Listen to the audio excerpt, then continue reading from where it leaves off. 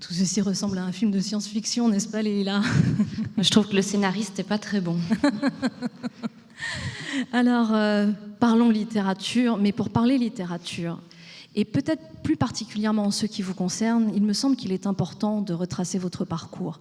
Tant votre travail d'écrivain est nourri, construit, infusé presque de votre histoire, bien sûr, on le voit avec Le Pays des Autres, publié aux éditions Gallimard, mais aussi par vos préoccupations, par les sujets qui vous animent.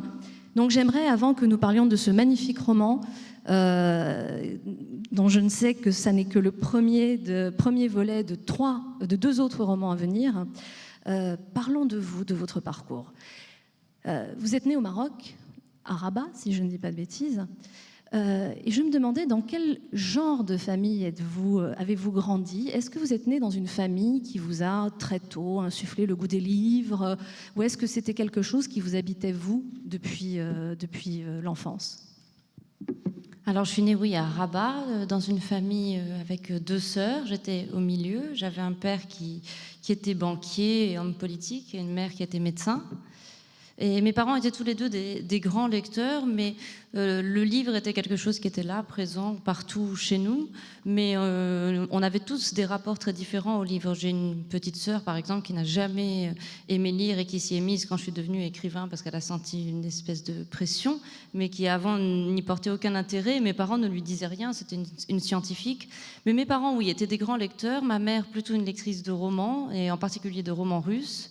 Et ma mère avait une relation très, très charnelle, très, très forte avec la littérature qui pouvait vraiment l'isoler de nous. Quand elle était plongée dans un roman, je voyais qu'elle était ailleurs et j'étais jalouse de ça. Je voulais savoir ce que ça pouvait faire de vivre dans un espace comme ça un peu parallèle. Donc c'est surtout ma mère qui m'a donné ce goût des grands romans et des romans russes. Et mon père, plutôt un lecteur d'essais, d'histoire, d'économie. Et donc mon père n'a pas... Pendant pratiquement toute mon adolescence, mon père ne travaillait pas et puis il était toujours assis au même endroit dans le salon et il avait des livres partout autour de lui, il les mettait en pile, donc ça formait une espèce de mur autour de lui et très rapidement, petite, j'ai compris que si je voulais que mon père s'intéresse à moi, il suffisait que j'aille prendre un livre et que je parle du livre avec lui et d'un coup, il levait la tête et il me regardait et voilà, on pouvait entamer une discussion. Donc le livre était, oui, très important dans ma famille. Vous avez compris que le livre était aussi la possibilité d'un lien avec des êtres chers, d'une certaine façon, à travers cette expérience. Oui, et pas seulement le livre d'ailleurs. Je viens d'une famille où la question du récit est très importante parce que je viens aussi quand même de la culture marocaine qui n'est pas forcément une culture entièrement de l'écrit. C'est aussi une culture dans laquelle l'oral occupe une place très importante. Et je viens d'une famille où les gens d'abord mentaient beaucoup, et où changeaient énormément l'histoire de leur vie pour nous raconter des anecdotes qui étaient quand même très très modifiées, dans lesquelles ils étaient des héros, et ils avaient sans doute beaucoup plus de panache. Donc mon père était très menteur, ma grand-mère était très, très menteuse et moi j'adorais ça parce qu'ils étaient mes grands-parents et mes parents, mais ils étaient aussi déjà des personnages de romans et j'ai l'impression que je suis faite de ça. Ma patrie intérieure est constituée de tous ces récits qui m'ont été faits par mes parents et par mes grands-parents. Et j'ai le sentiment, même de manière générale, qu'en fait, on n'est fait que de ça. Nous sommes tous faits d'une sorte de récit intime qu'on se raconte tous les jours et qui fait la cohérence de notre être. On reverra ça tout à l'heure avec Le Pays des Autres, mais en vous écoutant, j'ai l'impression que, en ce qui vous concerne, en tout cas, la mémoire on pourrait presque dire que c'est une fiction personnelle, une fiction subjective. Absolument, moi je ne crois pas du tout, par exemple, qu'on puisse raconter un souvenir de manière objective. Un souvenir n'est rien d'autre qu'une histoire qu'on s'est racontée. Et c'est pour ça que la littérature a un rapport si complexe, si profond et si fort avec le temps, avec le souvenir, avec la mémoire qu'on a peur d'oublier, de perdre, avec la question de la trace. Moi je crois beaucoup à ce que dit Marguerite Duras, c'est-à-dire que la littérature pour moi, c'est une espèce d'entreprise de déterrement, une manière de faire que des choses ne soient pas oubliées et puis des choses parfois très triviales. Moi, je travaille beaucoup dans mes romans, j'écris beaucoup sur les femmes et sur la vie très quotidienne des femmes et j'ai toujours eu le sentiment que même si leur vie était triviale, occupée à la maison, aux enfants, à faire la cuisine, qu'il y avait là-dedans quelque chose d'une forme de grandeur et qu'il y avait des traces à garder de ça, puisque dans l'histoire vue par les hommes, ce ne sont que les les grands gestes et que les grandes choses dont on est censé garder le souvenir. Mais moi, j'aime l'idée qu'on pourrait aussi garder le souvenir des choses les plus banales, les plus triviales, puisque c'est là aussi que se nichent les émotions les plus profondes. Alors, vous nous avez dit que l'amour des livres vous a été insufflé très tôt dans l'enfance, mais entre aimer les livres et écrire, il y a tout un monde. Sinon, tout le monde le ferait. Vous allez me dire, tout le monde le fait, en tout cas aujourd'hui, mais tout le monde deviendrait écrivain. Or, ça n'est pas le cas. Qu'est-ce qui déclenche chez vous le passage entre le goût de la lecture et l'idée de vous dire, je vais moi-même en écrire des livres? Honnêtement, le début, c'est le moment où je commence à découvrir des grandes figures d'écrivains, en particulier de poètes aussi. Je découvre Baudelaire, je découvre Rimbaud, je découvre George Sand, et je trouve que ces gens ont une vie absolument incroyable. Moi, j'avais pas du tout des posters de rockstar, trucs comme ça. J'avais des photos d'écrivains. Et puis surtout, je trouvais qu'ils avaient des vies merveilleuses. Ils étaient tous alcooliques, drogués. Ils avaient des passions amoureuses incroyables. Ils voyageaient dans le monde entier. La moitié se suicidait. Moi, je voulais être ça. Donc, je voulais vraiment, à 15 ans, je voulais être écrivain, drogué et me suicider. Et ensuite, voilà, j'ai découvert que pour être écrivain, il fallait quand même travailler. Mais ça a été une découverte beaucoup plus tardive. J'étais au début vraiment, je voulais être ça parce que je trouvais que c'était une vie extraordinaire, une vie qui avait du sens, celle de se consacrer à l'écriture. J'ai mis du temps à me rendre compte que ça demandait quand même beaucoup de travail. Il y a des ados qui veulent être punk, vous voulez être écrivain, mais avec Exactement. Le même état d'esprit. Absolument, absolument. Alors, vous découvrez la vie des écrivains, mais là où je vais encore insister, c'est que le passage à l'acte, il intervient quand et nous parlerons ensuite du moment de la publication, mais il y a, je pense, une grande marge entre la première écriture et la publication. C'est très difficile à dire. Moi, j'ai l'impression que j'ai toujours su que je serais écrivain. Ça paraît soit idiot, soit immodeste, je ne sais pas. Mais d'abord parce que quand j'étais petite, j'adorais lire, j'adorais écrire des histoires. Et puis moi, j'étais dans la lignée des menteurs de ma famille. J'étais une grande menteuse. Je racontais plein de choses et tout. Et puis ma mère, un jour, dans un dîner, je devais avoir 6-7 ans, s'est arrêtée et elle a dit de toute façon, Leïla, elle sera écrivain. Donc voilà, ma mère avait décidé pour moi. Moi, je fais toujours ce que dit ma mère. Donc voilà, j'étais persuadée que j'étais appelée à faire ça. Donc le jour où j'ai abandonné mon travail, donc j'étais journaliste, donc le jour où j'ai démissionné parce que j'arrêtais pas de dire aux gens, tu verras, un jour je serai écrivain.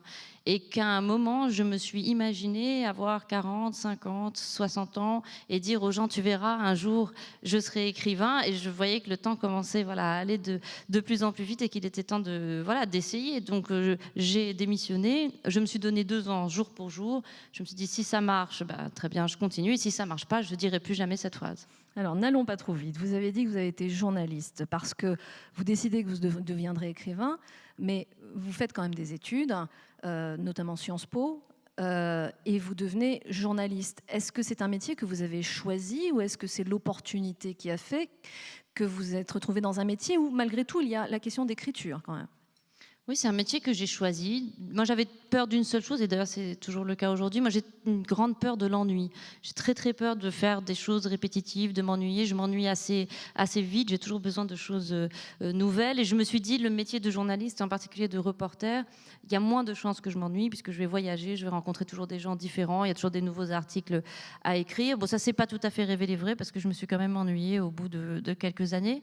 Mais c'est un métier que j'ai quand même adoré, dans lequel j'ai appris beaucoup de choses. Et puis, même dans l'écriture, l'exercice de l'écriture du reportage est un exercice très, très intéressant. Et puis, c'est un métier où on apprend beaucoup à écouter. Il y avait un vieux journaliste marocain qui travaillait avec moi à Jeune Afrique, qui est extrêmement connu au Maroc, et qui m'avait dit, tu sais, quand tu fais une interview, la meilleure méthode, c'est de pratiquement rien dire. Tu te tais et tu vas voir, les gens ont très peur du silence. Et comme les gens ont peur du silence, ils paniquent et ils finissent par te dire la chose qu'ils ne sont pas censés te dire. Et donc, il m'a appris ça, à utiliser le silence pour écouter, finir par faire parler les gens. Dois-je me taire? Vous pouvez toujours essayer. Mais... Ça vaudrait le coup de faire l'expérience une fois, mais allez, je ne vous ferai pas ça aujourd'hui. Jeune Afrique, c'est une revue très importante et très intéressante, et il me semble que vous vouliez voyager. Elle vous a vraiment donné l'opportunité de beaucoup voyager. Est-ce que c'est quelque chose qui a nourri votre imaginaire, qui a, au-delà aussi de vos engagements, mais aussi votre imaginaire? Ça a nourri mon imaginaire, ça a nourri mes engagements. Ça m'a beaucoup transformée parce que moi, je le dis tout à fait sincèrement, je suis quelqu'un qui n'a pas beaucoup de courage physique. En gros, je suis une grosse trouillarde. Je suis très très peureuse et c'est un métier dans lequel vous ne pouvez pas vous permettre d'être trop heureux. À un moment, il faut y aller. Moi, je n'aime pas déranger les gens. J'ai eu une éducation où on apprend que voilà, il faut être poli, il ne faut pas déranger, il ne faut pas poser 5 fois la même question si la personne ne veut pas répondre. Donc, c'est un métier qui m'a obligée à aller voilà, au-delà de moi. J'ai pris parfois l'avion, je suis arrivée à Kinshasa en pleine nuit et j'ai 2 jours pour faire un reportage et il faut bien que je sorte, que je rencontre les gens et que je me retrouve face à des dangers. Je crois que en tant que femme aussi, c'est une expérience qui n'est pas facile de se retrouver dans des pays où la place de la femme dans l'espace public n'est pas du tout acquis, où on vous regarde beaucoup comme une intruse et où il faut s'imposer. Donc ça a beaucoup aussi nourri mon engagement pour les femmes, mon engagement pour les homosexuels, mon engagement pour tous ceux à qui l'espace public est nié. Et puis, c'est quelque chose qui m'a aussi donné un élément essentiel, je pense, de mon travail et de ma personnalité. C'est le fait de toujours relativiser et de toujours regarder les situations avec des angles ou des prismes différents. Quand on vit en France ou de manière générale dans le monde occidental, on a souvent tendance à regarder les choses d'un seul point de vue. Et quand on connaît très bien d'autres contrées comme le monde arabe ou comme l'Afrique, on est amené à regarder parfois les situations, notamment politiques, de manière très différente. Qu'est-ce qui se passe? Vous sentez, alors vous nous avez dit tout à l'heure, vous avez eu peur du temps qui passe et qui vous interdit d'être écrivain, donc vous arrêtez votre travail de journaliste. Mais une fois que ça est fait, pour être publié, c'est encore une autre paire de manches, comme on dit. Est-ce que vous êtes publié tout de suite? Non, là, alors je m'enferme chez moi et j'écris vraiment un très très mauvais roman. Un roman catastrophique. Je l'ai relu il n'y a pas très longtemps et c'est vraiment, vraiment catastrophique. J'étais assez hallucinée par la nullité de ce que j'avais écrit. Et donc, j'ai un ami qui s'appelle Abdallah Taya, qui est un écrivain marocain, et qui très gentiment m'a dit, écoute, si tu veux, je te donne le contact de mon éditeur et apporte-lui ton manuscrit. Et voilà, donc je lui donne mon manuscrit. Et l'éditeur, un peu gêné, me dit oui, voilà, on sent que vous savez écrire, mais le roman n'est pas bon, donc il faut absolument que vous le retravailliez. Mais je sentais que ce roman, on ne pouvait pas le retravailler, c'était impossible. Donc là, je m'étais donné 2 ans, ça faisait déjà 1 an. Donc là, j'ai sombré dans une grande déprime, un grand désarroi, je ne savais pas du tout quoi faire. Et je me suis inscrite aux ateliers d'écriture de Gallimard et j'ai rencontré la personne qui est la plus importante dans ma vie littéraire, qui est mon éditeur Jean-Marie Laclaftine, qui m'a entendu lire mon premier texte. Il m'a regardé, il m'a dit « Vous serez écrivain ». Et voilà, et c'est comme ça que ça s'est passé. Et le premier éditeur qui avait refusé mon manuscrit, après, a regretté de l'avoir refusé. Mais en même temps, le roman était très mauvais. Il vous a aussi peut-être poussé dans vos retranchements en termes d'écriture, parce que le premier roman que vous publiez, c'est Dans le jardin de l'ogre, qui est un roman extrêmement puissant sur le désir féminin et sur le droit aussi au désir féminin. Je crois savoir qu'il vous a vraiment encouragé à vous lâcher, en fait. C'était très drôle parce que le premier texte de ce livre, Dans le jardin de l'ogre, je l'ai écrit pendant l'atelier. Donc il nous a demandé de chacun lire notre texte. Et mon texte commençait par « Les hommes font mal l'amour ». Alors ça, il n'a pas supporté. Il m'a arrêté tout de suite. Il m'a dit « Non, mais vous ne pouvez pas dire ça. C'est pas bien. C'est quoi ce genre de jugement à l'emporte-pièce » et tout. Donc on a eu un grand débat sur cette phrase que finalement j'ai pas gardée. Mais oui, j'ai écrit le tout début de ce livre avec lui. Mais ce qui fait la force d'un éditeur avec qui vous travaillez tout le temps, c'est qu'il voit en vous des choses que vous ne voyez pas. Il sait des choses de vous en tant qu'écrivain dont vous n'êtes même pas conscient. Et c'est quelque chose d'extraordinaire d'avoir quelqu'un qui pose un regard sur vous et qui vous dit « Moi, j'ai plus confiance en toi que toi, que tu n'en as toi-même. Et ne t'inquiète pas, tu vas voir, tu vas y arriver. » Et puis, qui voit immédiatement aussi les défauts de votre écriture, mais aussi les qualités, donc qui est capable de vous pousser dans un sens ou dans l'autre. Il m'a donné ce conseil pour le personnage d'Adèle. Il m'a dit ne dis pas ce qu'elle pense, ne passe pas du temps à raconter la psychologie, dis ce qu'elle fait. Et les lecteurs sont intelligents. Si tu dis ce qu'elle fait, ils sauront très bien ce qu'elle pense ou ce qu'elle ressent. Donc c'est vraiment c'est quelqu'un qui a changé ma vie. Alors, après Dans le jardin de l'ogre, il y a Chanson douce, 2016. Alors évidemment, un roman qui marquera votre vie à jamais, c'est un grand tournant dans votre vie littéraire, qui survient finalement très tôt aussi dans une vie d'écrivain, puisqu'il vous vaudra le Goncourt 2016. Chanson douce, un roman court, percutant, douloureux, qui pose des questions qu'on ne traite pas très souvent finalement. Comment est née l'idée de Chanson douce, qui peut être presque un roman un peu dérangeant sur le fond? Il est né un peu de ma propre expérience. Moi, quand j'ai écrit justement ce premier roman dans le jardin de l'ogre, j'étais une jeune mère avec un petit garçon à la maison. Je passais pas mal de temps chez moi. Et puis quand j'ai commencé à être plus occupée, j'ai engagé une nounou et je me suis retrouvée à l'âge de 30 ans à faire des entretiens d'embauche avec des femmes qui en avaient parfois 50, 60, qui avaient des passés parfois très douloureux, très compliqués, qui avaient une expérience de la vie beaucoup plus grande que la mienne, souvent une expérience de la maternité ou en tout cas du soin aux enfants plus grande que la mienne, et je me suis retrouvée dans cette situation que j'ai trouvée tellement absurde, et l'idée que j'allais donner entre guillemets des ordres à cette personne et que j'allais moi payer cette personne pour s'occuper de mon enfant, j'ai perçu en fait tout le mystère, toutes les ambiguïtés, toute la complexité de cette relation. Et je me souviens très bien que quand j'ai parlé au début du sujet à des gens, les gens me disaient « mais ça c'est un sujet de bonne femme, les gens s'en foutent, personne ne s'intéresse à ça, c'est pas ça le roman ». Et moi je suis pas d'accord, je trouve qu'au contraire, j'ai toujours pensé que le foyer ou l'espace domestique n'était pas du tout un lieu, d'abord c'est pas du tout un lieu anodin, et c'est pas du tout cette espèce de lieu de douceur, de refuge, c'est le premier espace de la violence, la maison, le foyer, c'est le premier espace politique. La violence sur les enfants, la violence sur les femmes, la violence à l'intérieur du couple, la violence sociale, tout se passe à l'intérieur de la maison. Donc cette idée d'écrire un roman où on mettrait la focale entièrement à l'intérieur d'un appartement, c'est quelque chose qui d'un coup m'est apparu très intéressant, et j'avais envie d'explorer ça, toute cette violence qui existe dans le lieu qui est censé être le lieu de la douceur et de la tranquillité. Alors, je disais, oui, ce roman vous a valu le Goncourt 2016. Je ne peux pas ne pas vous demander qu'est-ce qui se passe en vous, quand vous recevez le Goncourt? Est-ce que vous vous y attendiez? Et deux, qu'est-ce que ça a changé dans votre vie? Non, je m'y attendais pas du tout. Honnêtement, je pensais pas du tout. Mais en plus, j'étais très très calme. Je me souviens que la veille, j'ai extrêmement bien dormi, contrairement à mon mari qui a pas dormi de la nuit et qui arrêtait pas de venir en me faisant comme ça. Il me disait, mais comment tu peux dormir? Comment tu peux? Et moi, j'ai très très bien dormi. J'étais pas du tout inquiète. C'était un moment de ma vie où j'étais très heureuse. J'étais enceinte de ma fille et j'étais vraiment très épanouie, j'attendais rien de spécial, donc j'ai été très surprise, très frustrée parce que j'ai pas pu goûter tous les très bons vins de Drouan en déjeuner puisque j'étais enceinte, donc c'est la seule chose qui m'a obsédée ce jour-là, c'est que je pouvais pas manger ce que je voulais et boire ce que je voulais, mais c'était un très bon et très... J'étais comme en lévitation, c'est tout à fait particulier. Qu'est-ce que ça a changé à ma vie? Presque tout, hein. Ça a changé beaucoup de choses à ma vie.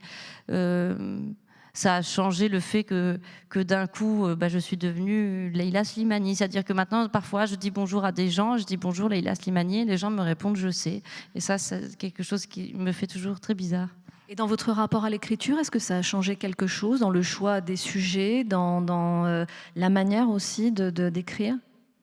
Ce que ça a changé, c'est que après le Goncourt, comme le livre ensuite a eu beaucoup de succès, notamment à l'international, j'ai beaucoup voyagé et que je me suis retrouvée pendant plusieurs mois à beaucoup parler d'écriture, à beaucoup parler de littérature, en écrivant de moins en moins. Et ça, c'était difficile parce qu'on devient une sorte de gérant de soi-même. On est là et puis on parle de soi, mais on n'exerce plus le métier dont on parle. Donc au bout d'un moment, j'étais très frustrée de ça, de plus avoir ma solitude, de plus avoir ces moments d'écriture. Donc je suis revenue avec beaucoup de plaisir à l'écriture. J'y suis revenue aussi avec beaucoup de mal. J'ai écrit un premier roman que j'ai trouvé pas bon du tout et que donc j'ai jeté. Et ensuite j'ai écrit celui-là. Mais c'était pas du tout dû à une pression médiatique ou sociale parce que quand j'écris, c'est totalement absent de mon univers. Quand j'écris, je ne pense absolument à personne. Je pense jamais au lecteur. Je pense pas au monde extérieur. C'est un refuge tellement grisant que ça ne rentre pas du tout en ligne de compte. Mais l'écriture, c'est difficile. Donc j'ai dû m'y remettre de manière assez progressive. Et puis peut-être que cette notoriété a servi aussi de caisse de résonance à vos engagements. Ça, j'imagine qu'il y a cette forme de satisfaction de se dire être Leïla Slimani, comme vous l'évoquiez tout à l'heure, c'est aussi la possibilité de faire entendre la voix des autres. Bien sûr, c'était ça qui était très très important pour moi à partir du moment où j'ai compris, parce que moi j'avais pas du tout conscience honnêtement de la médiatisation que c'était. Il faut quand même, il y a que en France où ça existe des folies pareilles où il y a 300 journalistes qui se mettent autour de quelqu'un qui a un prix littéraire. Quand vous racontez ça dans d'autres pays, les gens trouvent ça, ils disent mais ils sont complètement fous ces Français. Et ils trouvent ça très exotique. Mais quand j'ai compris ça, je me suis dit qu'il fallait absolument que j'utilise cette médiatisation pour défendre les causes qui étaient importantes pour moi. Puis j'ai compris autre chose, c'est que ça me protégeait d'une certaine façon, même si je me mettais parfois non pas en danger, mais que je prenais des positions qui pouvaient être un peu compliquées. Finalement, ça me protégeait, notamment par rapport au Maroc, etc. Donc j'ai voulu en profiter pleinement. Alors, Le pays des autres, ce très beau livre que j'évoquais tout à l'heure, publié chez Gallimard, c'est l'histoire de Mathilde, qui rencontre un jeune homme pendant la guerre, 1944, à Mines. Mathilde est alsacienne et elle va faire un changement de vie extrêmement radical puisqu'elle va quitter son Alsace natale pour suivre son amoureux, son amant, son mari au Maroc. Et évidemment, c'est toujours le choc des cultures que de partager la vie de quelqu'un qui n'a pas les mêmes origines que nous. Mais j'imagine qu'en plus, dans les années 40, 50, c'est encore plus compliqué. Nous allons suivre le parcours de Mathilde, ses joies, son désespoir, ses espoirs, sa vie de famille, l'histoire de ses enfants. Première question, comment est née l'idée de ce roman? Mathilde est inspirée, je crois, de personnages réels. Et pourquoi peut-être aussi, je sais qu'il y a beaucoup de questions en une, le choix de revenir à quelque chose d'aussi intime, aussi personnel? On parlait tout à l'heure justement des récits et des récits intérieurs et de la façon dont on se construit. Moi, le fait de devenir écrivain a été très très important pour moi aussi parce que c'est quelque chose qui m'a conféré une forme d'identité dans la mesure où j'ai toujours refusé les autres identités qu'on me proposait, qui étaient soit des identités religieuses, soit des identités nationales, puisque je me suis jamais sentie appartenir à aucun groupe et je viens d'une famille et d'une histoire qui fait que je suis plusieurs choses à la fois. J'ai une identité à la fois plurielle et partielle. J'aime beaucoup ce que dit, par exemple, Salman Rushdie, Naipaul, enfin toute cette frange de ce qu'on appelle la littérature monde. Rushdie, il raconte ça et dit finalement, le roman, c'est un espace extraordinaire pour les gens comme nous, ce qu'il appelle les bâtards internationaux, parce que c'est un espace de pollinisation extraordinaire. Moi, je suis à la fois descendante des victimes et des bourreaux. Je suis à la fois descendante de Marocains, par certains aspects très traditionnalistes, et en même temps de cette grand-mère très émancipée et très libre. Et j'avais envie de comprendre d'où ça venait, d'où venait mon inconfort, mon incapacité à appartenir. Et je voulais aussi expliquer aux gens que nos destins, qu'on le veuille ou non, quand on vient notamment du Maghreb, ces destins-là et cette histoire-là, elle est infiniment plus complexe que ce qu'on veut bien nous raconter. On est en fait métissés, mélangés. Nos destins en plus sont profondément liés à celui de la France. Donc je voulais finalement raconter cette histoire qui est à la fois l'histoire d'amour de Mathilde et d'Amine, mais la trilogie va être une histoire d'amour qui est celle de la France et du Maroc. Et comme dans tous les couples, c'est pour le meilleur et pour le pire. Donc là j'ai raconté le pire, mais il y a aussi des aspects qui sont plus lumineux. Mais voilà, je voulais sans manichéisme, tout ça, raconter ça, essayer de comprendre d'où je viens et les douleurs aussi qu'il y a pu y avoir au tout début, c'est-à-dire avec mes grands-parents. Et puis c'est l'occasion de parler d'un contexte aussi politique, vous l'avez évoqué, l'histoire du Maroc et de la France, et cette période-là, tout particulièrement, est très intense.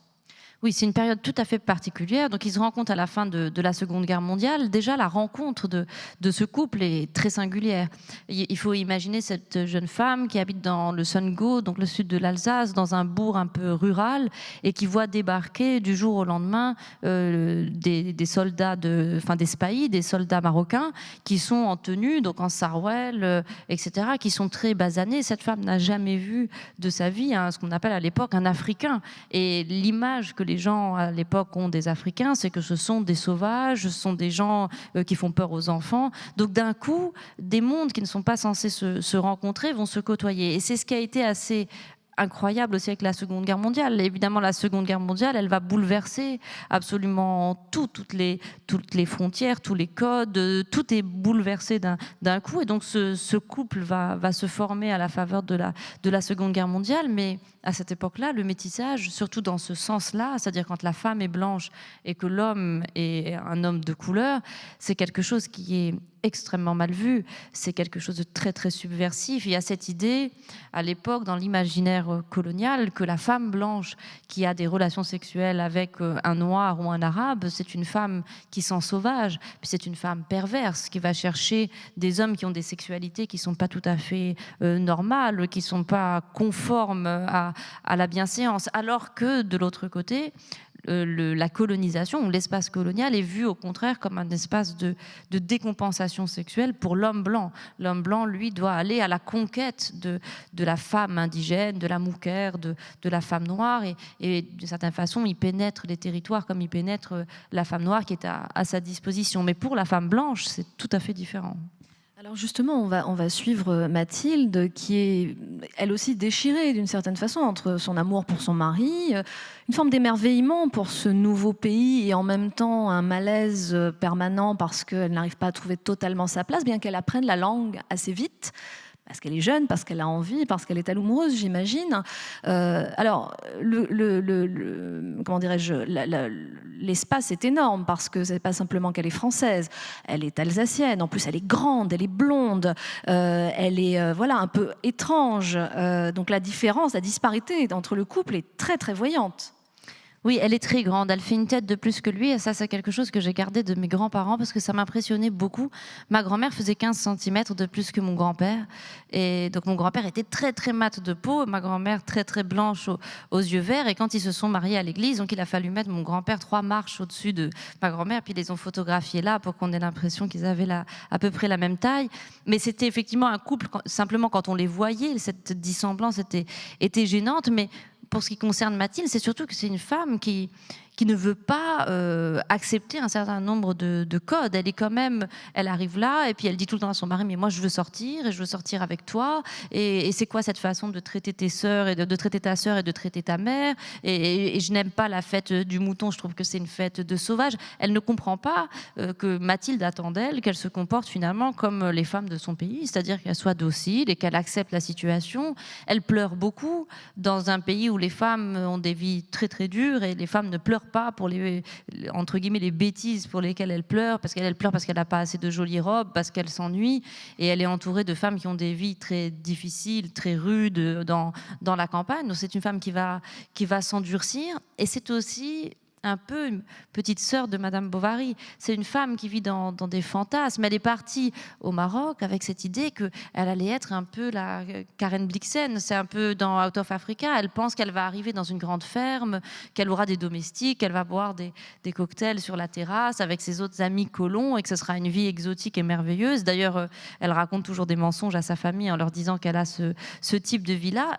Donc finalement, c'est aussi D'ailleurs, c'est Gaël Faye qui m'a fait remarquer ça. C'est un roman de la déception, comme tous mes romans sont toujours des romans autour de la déception. Pourtant, je ne suis pas quelqu'un de particulièrement déçu, mais j'écris tout le temps sur la déception. Alors oui, arrêtons-nous un instant sur cette propension à raconter des histoires, et pas simplement à les raconter. Elle les écrit puisqu'elle écrit à sa sœur régulièrement, et elle se réinvente une vie à travers l'écriture.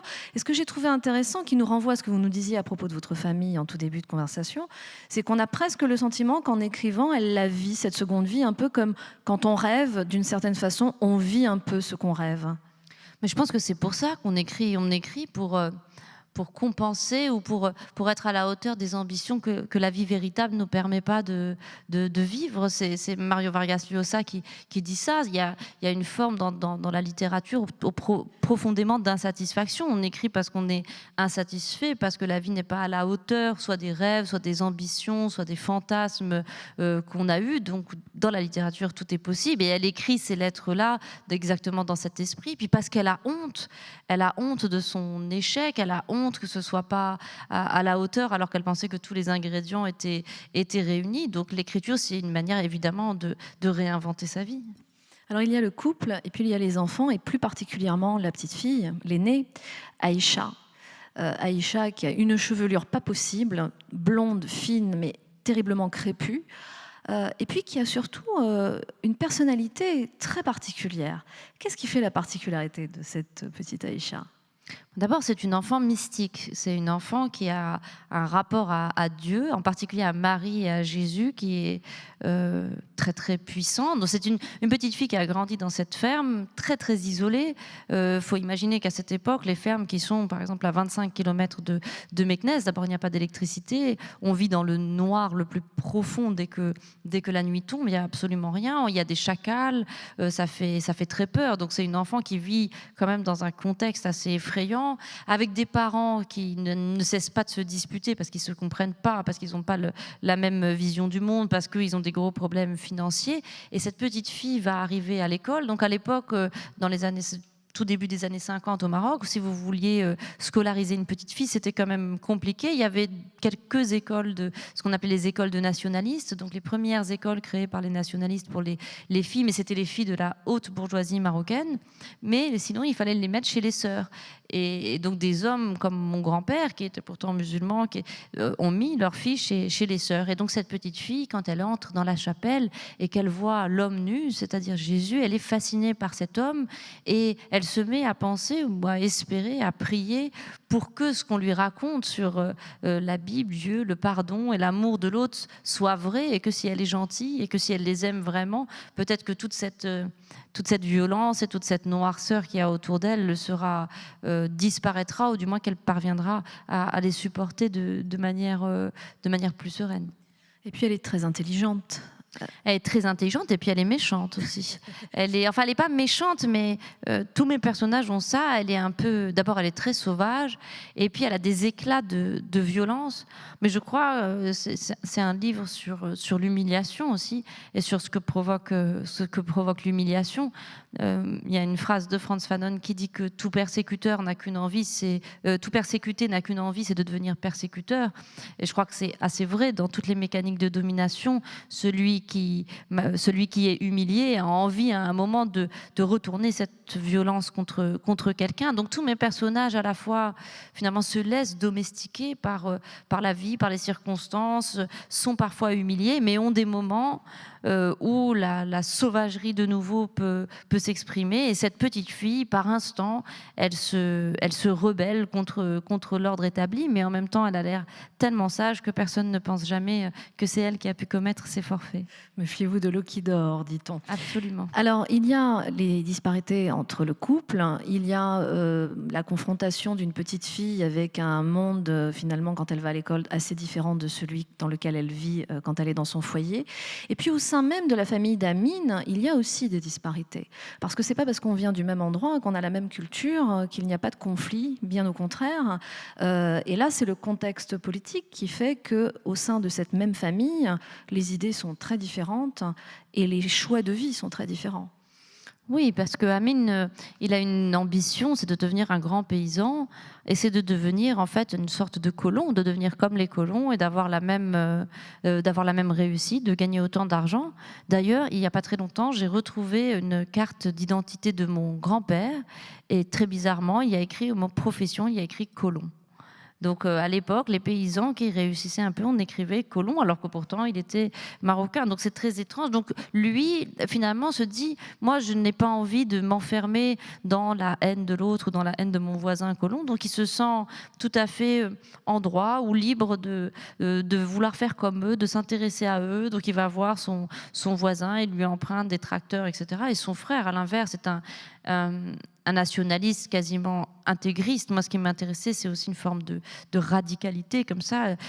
Comment se transforment les gens qui croient à une idée ou à une idéologie de manière tellement forte et tellement violente qu'ils en oublient toute forme d'humanité, toute forme d'indulgence, toute nuance. Et c'est un personnage comme ça qui se radicalise. En fait, c'est une forme d'intégriste, mais nationaliste, et qui en même temps est porté par des idéaux que je comprends tout à fait, qui sont ceux de l'indépendance et de la liberté. Parce que je n'ai pas terminé tout à l'heure ce que je disais sur la guerre.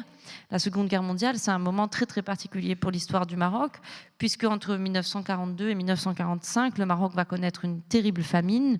C'est ce qu'on appelle les années des bons, parce que c'est le moment où on a eu des bons de ravitaillement. Et donc il y a eu une énorme famine, parce qu'en fait toutes les récoltes au Maroc étaient emmenées directement en Europe, sur le front. Donc le Maroc est devenu le grenier de l'Europe, et les gens au Maroc mouraient de faim. Et il était très connu aussi que il n'y avait plus de textile, puisque tout le textile qu'on produisait était envoyé également en Europe pour faire les uniformes, et les gens se promenaient nus dans la rue, et on sait que dans ces années-là, les gens volaient les linceuls des morts pour pouvoir faire des habits à leurs enfants. Donc c'est un moment où la population marocaine va nourrir vis-à-vis de la puissance française, qui n'était pourtant pas tellement détestée auparavant, va nourrir une énorme rancœur contre d'abord cette puissance qui a perdu, donc qui est très affaiblie sur le plan du prestige et sur le plan moral. En plus, à cette époque-là, le roi du Maroc refuse, lui, de déporter ou de faire porter l'étoile jaune aux Juifs marocains, et dit, si vous leur mettez, je mettrai moi aussi l'étoile jaune. Donc il y a une grande colère de la part des Marocains par rapport à la question des Juifs. Et donc c'est vraiment un moment de divorce très très profond entre les Marocains et les Français, la Seconde Guerre mondiale. Et donc ce personnage, Omar, qui est adolescent à cette période, va être très influencé par cette haine et par, à l'inverse, l'amour des Américains qui vont arriver sur le territoire marocain, et qui, eux, arrivent avec beaucoup de prestige, avec leur musique, avec ce truc de liberté et tout. Donc c'est vraiment un moment effectivement charnière pour le Maroc et pour la France. Finalement, ce qui est intéressant, entre autres, avec ce roman, c'est que vous faites un portrait du Maroc qui devient presque un personnage de ce livre. Je dis presque, c'est un euphémisme inutile, c'est un personnage de ce livre. Vous décrivez aussi des personnages des voisins, notamment. Alors, son nom un peu étrange. Dragan, voilà, excusez-moi. Dragan est encore une autre forme alors, on pourrait dire que c'est un colon, mais en fait, il est différent des autres. Il est médecin, il a un état d'esprit aussi très particulier. C'est comme si vous aviez, par petites touches impressionnistes, montré toutes les formes de population qui habitent le pays et qui en font justement cette complexité que vous évoquiez tout à l'heure, qui font que non, c'est pas les colons d'un côté, les indigènes de l'autre.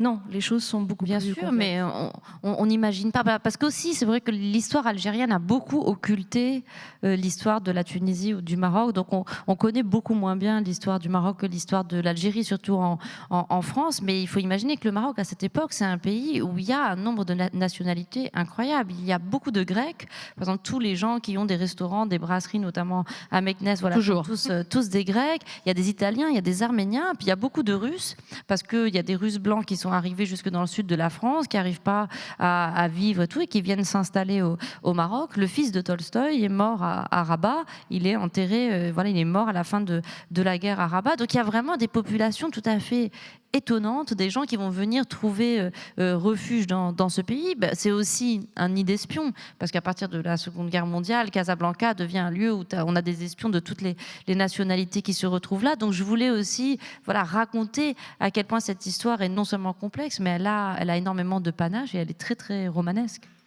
Alors, écrire un livre comme celui-ci, je me suis dit que ça devait nécessiter une autre manière d'écrire que lorsqu'on écrit un livre comme Chanson douce. Est-ce que c'est le sujet qui impose le style, ou d'une certaine façon, le style, alors j'ai presque la réponse à ma question en la posant, mais le style imposerait une forme d'histoire ou l'inverse ?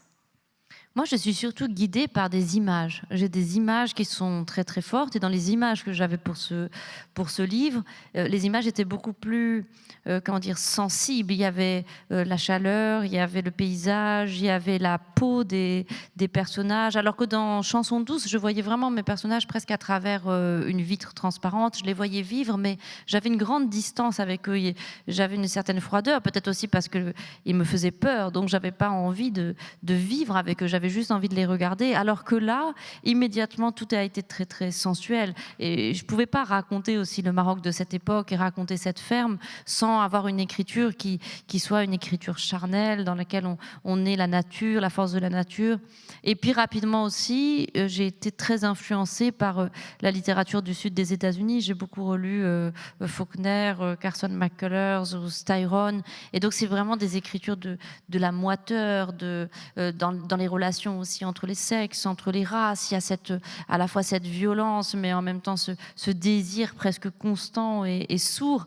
Et j'avais envie de décrire finalement un peu le Maroc comme ça, parce que pour moi, cette époque, c'est une époque qui est presque de l'ordre du western. Il y a quelque chose comme ça, il y avait quelque chose de très américain dans mon imaginaire, parce que finalement, quand vous lisez les récits de Français qui sont arrivés, de colons au Maroc, c'est ce qu'ils vous racontent. Ils se vivent comme des pionniers qui vont arriver, qui vont prendre la terre, ils enlèvent les pierres, ils sont sous la chaleur, il y a des épidémies, etc. Donc ils le vivent comme une épopée, et je voulais l'écrire comme ça, comme une épopée. Vous dites sensualité, charnel. Ce livre est sensuel et charnel, on va dire à tous les niveaux, dans le sens où il est aussi beaucoup question du corps, de ce que cette chaleur fait au corps, de ce que le désir fait au corps, de la découverte du corps avec la petite Aïcha. Enfin, le corps reste un sujet, un thème, une poésie presque quasiment impossible comment dirais-je, à séparer de vos livres. Oui, dans tous mes livres, le corps est au centre, peut-être parce que d'abord, quand on est une femme, on vit le fait d'avoir un corps, à mon avis, de manière très différente des hommes. On a notre corps, on subit notre corps est visible, il fait aussi notre vulnérabilité. Je parlais tout à l'heure de la peur physique. Effectivement, le corps dans l'espace public pour une femme, ça n'est pas la même chose. Et puis moi, j'ai grandi dans un pays où c'était pas simple d'avoir un corps qu'on montre, et une jeune fille, on lui dit tout le temps, ne fais pas ci, ne fais pas ça, ne t'habille pas comme ça, ou habille-toi comme ça. À l'inverse, on a un rapport au corps de la femme qui n'est pas du tout le même. Et ce qui m'a beaucoup intéressée aussi dans ce livre, c'est de me rendre compte à quel point il y avait un parallèle très très fort entre le corps de l'indigène et le corps de la femme. Là encore, Fanon, dans Les damnés de la terre, dit l'indigène fait des rêves musculaires. Il rêve qu'il saute, qu'il court et qu'il rit à gorge déployée. Parce que la première chose qu'on dit à un indigène, c'est « tu n'as pas le droit d'aller là ». On lui pose des interdictions, on lui signifie des frontières. Mais c'est exactement la même chose quand on est une femme. On fait, nous aussi, notamment dans des pays où on n'a pas les mêmes droits que les hommes, on fait des rêves musculaires. Moi, quand j'étais petite, je rêvais de sortir le soir. Mais une fille, ça ne sortait pas le soir. Enfin, entre guillemets, ce qu'ils appellent les phibiens, qui est cette aliénation atroce des phibiens. Donc, ces rêves musculaires, moi, je les comprends profondément. Et donc, cette question du corps, c'est à travers le corps et d'abord dans le corps qu'on vit cette humiliation, qu'on vit cette aliénation. Mais en même temps, c'est pour ça aussi que dans tous mes romans, on donne une place importante au sexe ou à la sexualité. Je pense que c'est aussi parfois par le corps, par la sexualité, qu'on vit une forme de libération, que peut s'exprimer une liberté ou une sauvagerie qu'on ne peut pas exprimer dans d'autres instants de la vie. Donc le corps est cet espace très, très tangent, à la frontière de la domination, de la souffrance, et en même temps d'une forme de liberté et de magie qu'on ne peut pas vivre ailleurs. Est-ce qu'on peut dire aussi que le désir fait partie des éléments qui font le ciment du couple de Mathilde et d'Amine, c'est-à-dire que grâce au désir, ils vont aussi pouvoir surmonter l'insurmontable? Oui, je voulais vraiment raconter l'histoire d'un couple qui finalement tient en gros par le sexe. C'est un couple qui a un désir, ils ont un désir dévorant l'un pour l'autre. Et puis, je crois que pour les femmes aussi, il y a une forme de vengeance qui peut être possible à travers la sexualité, que ce soit le personnage de Selma ou le personnage de Mathilde, en exprimant la rage et la force de leur désir. D'une certaine façon, elle montre aux hommes qu'il y a quelque chose qu'ils ne pourront jamais totalement contrôler. Il y a quelque chose en elle, un feu, quelque chose qui brûle, et que l'homme à la fois a envie de voir se consumer, a envie de vivre, et qui en même temps le dépasse et lui fait extrêmement peur. Donc un des personnages, c'est le personnage de Selma, et moi c'est quelque chose que j'ai toujours ressenti comme un immense et très mélancolique paradoxe. Quand on est adolescente, par exemple, dans des pays comme ça et dans des situations comme ça, à la fois on a envie d'être très libre parce qu'on a envie de rencontrer des hommes, on a envie d'être amoureuse, et en même temps on a tout à fait conscience que si on n'est pas libre, c'est précisément à cause de ces hommes dont on va tomber amoureuse. On a dit au tout début de discussion 3 volets pour ce livre. Comment avez-vous pu le décider? Il est déjà écrit, le prochain? C'est ce qui fait que vous savez qu'il y aura 3 volets? C'est parce que l'histoire que vous avez racontée se compte en 3 livres? Qu'est-ce qui détermine le fait que cette histoire se raconte en 3 livres? Mais parce que justement, comme vous disiez, je crois que c'est le Maroc qui est le personnage principal de ce livre. Et ce qui m'intéresse, c'est de raconter à quel point un pays comme le Maroc a connu en 60 ans une histoire qui s'est faite à une vitesse absolument incroyable. Moi, par exemple, je suis toujours très étonnée quand je suis interviewée par des journalistes qui me disent « Oh, non, mais vous n'avez pas le sentiment quand même que c'est encore pire maintenant qu'avant pour les femmes marocaines ?» Et je dis « Non, pas du tout, ça n'est pas du tout pire qu'avant. » En fait, une espèce de nostalgie et puis de méconnaissance totale. Non, évidemment, moi, ma grand-mère de mon côté paternel ne savait pas lire et écrire, n'est jamais sortie de chez elle, n'a jamais voyagé, n'a jamais rien fait. Je pense que si elle m'avait vu là, en face de vous, elle ne pensait même pas que c'était possible pour une femme d'avoir un destin comme celui-là. Donc je voudrais raconter le choc finalement qu'a représenté pour le Maroc la deuxième moitié du XXe siècle, puisque c'est un pays qui s'est transformé profondément. Ça a donné lieu à beaucoup de violences, à beaucoup de conflits sociaux, puisqu'à la colonisation a succédé, et c'est ce que je raconterai dans la deuxième partie, une forme de néo-colonisation, c'est-à-dire l'émergence d'une élite très proche culturellement de la France. Mais voilà, je crois que c'est une histoire qui est très intéressante à raconter, et je voudrais raconter le Maroc comme on raconte la France ou les États-Unis ou l'Italie, c'est-à-dire pas comme un pays du Sud, victime, etc., mais comme un pays avec des gentils et des méchants, des salauds et des gens admirables, et sans jugement, sans pathos, et sans non plus, je me sens aucun devoir vis-à-vis de ce pays. Je n'ai pas le sentiment que je lui doive quelque chose ou que je doive être loyale. Donc si par moment son image est abîmée, je m'en fiche complètement parce que je ne suis pas directrice de la communication du Maroc. Voilà. Est-ce qu'en écrivant ce livre, et ce sera peut-être la dernière question, est-ce qu'en écrivant ce livre qui retrace l'histoire de votre famille, vous avez eu le sentiment, à l'écriture, de découvrir des choses vous concernant? Oui, beaucoup. J'ai découvert beaucoup de choses sur l'enfance de ma mère. J'ai découvert qu'elle avait énormément souffert d'une chose qui est absolument terrible et qui, moi, me brise le cœur. C'est quand on humilie des parents devant leurs enfants. Et ma mère a beaucoup assisté à ça, a beaucoup assisté à des gens qui insultaient ma grand-mère en lui disant qu'elle avait été engrossée par un arabe, les gens qui tutoyaient systématiquement mon grand-père et qui l'appelaient Mohamed, et puis quand ils se rendaient compte qu'il avait des médailles de guerre et qu'il était officier, s'excusaient en disant « Ah non, vous n'êtes pas vraiment comme les autres ». Donc je pense qu'elle a beaucoup souffert de ça, et je ne mesurais pas l'intensité de cette souffrance avant de lui en parler. Et puis j'ai découvert aussi à quel point ma grand-mère était quand même une femme vraiment incroyable, très très anticonformiste. Dans le livre, je raconte un épisode qui est vrai. Je l'ai beaucoup transformé par la fiction, mais ma grand-mère suivait partout mon grand-père dès qu'il sortait. Bon, d'abord, elle était très très jalouse, donc elle avait très très peur qu'il aille draguer des filles. Donc quand il lui disait je sors, en général, il arrivait très très vite en courant, il disait bon je sors et puis il partait dans sa voiture parce qu'il avait peur qu'elle le suive. Et ma grand-mère, toujours avec son fort accent alsacien, disait je viens avec.